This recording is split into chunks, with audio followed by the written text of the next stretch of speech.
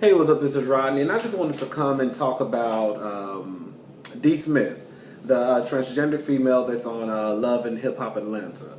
Um, I don't too much care for her, and the reason why is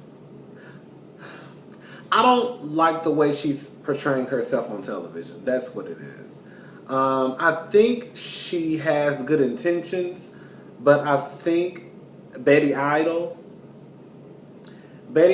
something is not right with Betty Idol. I think that Betty Idol is very toxic to their friendship. I don't know what D. Smith's stand was when the stance she wanted to take when she got on Love and Hip Hop. I don't know if she wanted to spread awareness for the transgender community, but she's failing miserably and really, really fast. If I was trans, D. Smith would not be the person that I would want to be on television. Really and truly one of the first, probably black trans persons on some type of hip hop show like Love and Hip Hop. Probably reality TV period when I think about it. And just the simple fact that she's the first female to get on this, have this type of, national platform basically, and she's not using it to the advantage of her or the trans community, is really, to me, it will be a letdown. Now, like I say, if she's on Love and Hip Hop just because she wants to collect a check, then so be it. If she wants to get on there and act the fucking fool and get her check at the end of the season and go about her business, then that's completely fine. But if she's actually on Love and Hip Hop because she wants to spread awareness about the trans community, then baby, she gets an F. It's hard. It's hard for people to like D. Smith because every time she comes across anyone in the cast, it's always some type of argument. She comes across as very defensive, and probably rightfully so, but I will say this much. Whenever you're talking about something as sensitive as the LGBT issues or black issues, whatever the case may be, you have to have somebody who is secure in themselves. You have to have someone who's not a hothead. Someone who doesn't automatically want to, when you say something that may be offensive, they automatically hop on the defense and say something back. It's hard to have those conversations, especially when you have someone like D. Smith who is always taking jabs at people. I think part of the problem is Betty Idol. They have the strangest fucking relationship to me for some reason. I have friends that I'm very close with, but someone who I'm always sticking up for and this and that, bitch, if you in the wrong, then I'm going to say, bitch, you was in the wrong. When Betty Idol came for Tammy, when Tammy met Betty Idol and Betty Idol and D. Smith at that restaurant, I really think Tammy went in with good intentions, a kind heart, and I think when Betty tried to comfort Tammy, she snatched that hoe. Now, truth be told, Tammy did way better than a lot of bitches would have done because, bitch, if it was me, I would have tried to drag that bitch all the way to Decatur, Georgia. I swear to God I would have. I think the only thing that stopped Tammy actually were the security on set, because if not, bitch, Tammy would have stumped a mud puddle in goddamn Betty Idol. I don't like Betty Idol. I think that D. Woods needs to get rid of Betty Idol. She brings nothing to their friendship but drama.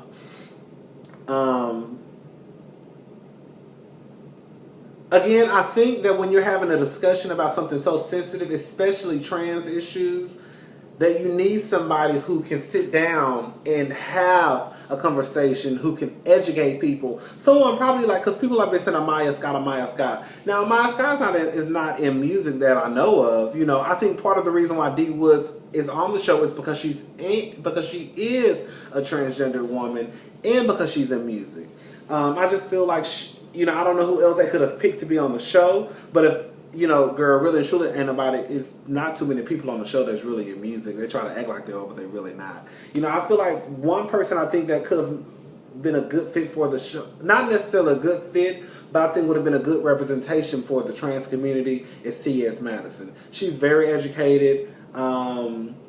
I think that she could sit down and actually have a sensible conversation with people, you know, if they wanted to. Let me just say something to D. Smith too. One thing I've realized, everybody is not going to accept our lifestyle. Everybody is not going to be pro-gay.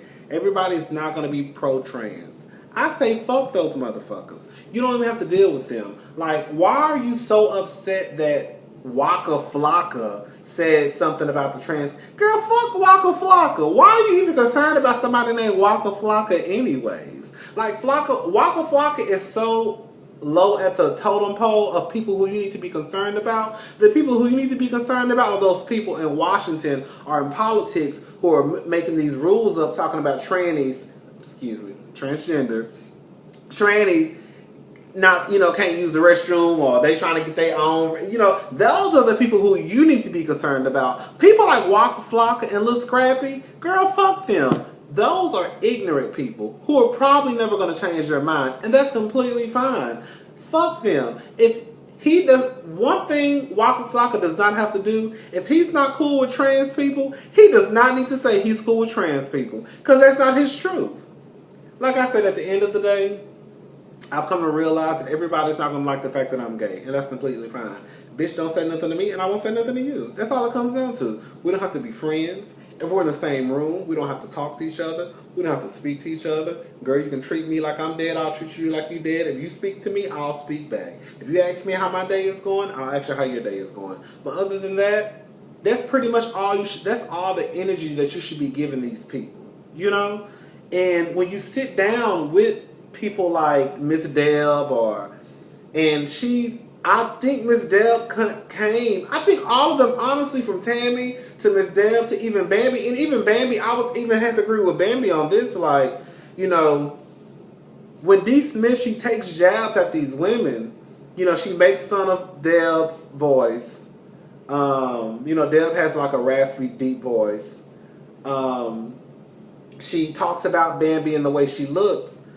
But truth be told, if they went and talked about the femininity that D. Smith is lacking, then it would be an issue. And I said this in my previous video. People need to be aware of what they say, because you can't say something to somebody and they get offended, and then when they say something back, all of a sudden the truth of the matter is the whole LGBT community wants to go up in an uproar. You need to stop talking about these women looks and these women voices if you don't want them talking about you.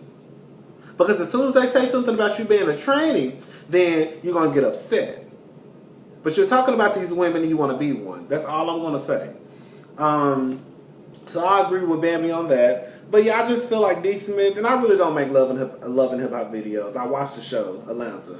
But I just feel like D. Smith, she needs to get it together, because at this point, she just needs, and it's sad because the truth of the matter is she's probably not going to come back on the show anyways. This is probably going to be her first and last season. And just the simple fact that this is her first season and this is what she gave us, this is a representation that people got from the trans community, because you know how people are, they think we're all the same. So if they see one bad apple in the bunch, they think all the apples are bad. And I just feel like because she's played this position this season, she won't have a second season to come back and redeem herself. So it's pretty much D. Smith is a bitch. That's what it comes down to. She's a bitch. She's an angry black woman, you know, and I can understand. I think what some of the problem is too is because of the acceptance she did not receive from her family.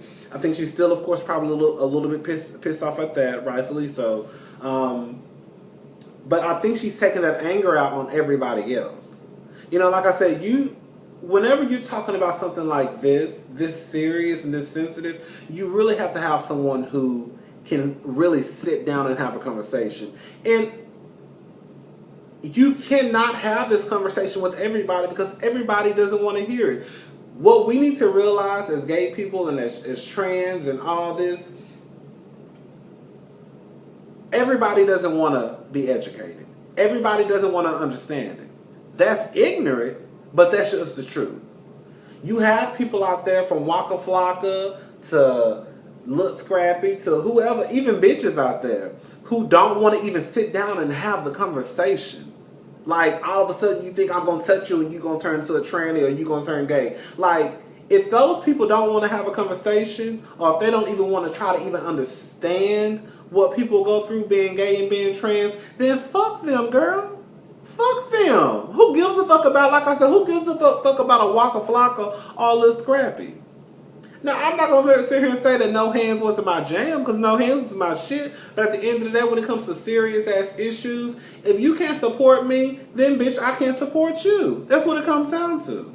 And if you don't want to sit down and have a conversation like two grown people and let me tell you my story or the struggles that we go through, and so you can try to get a little bit of understanding, if you don't want to do that, then that's completely fine, baby. You go ahead, you have a nice life, because I'm going to have a nice life.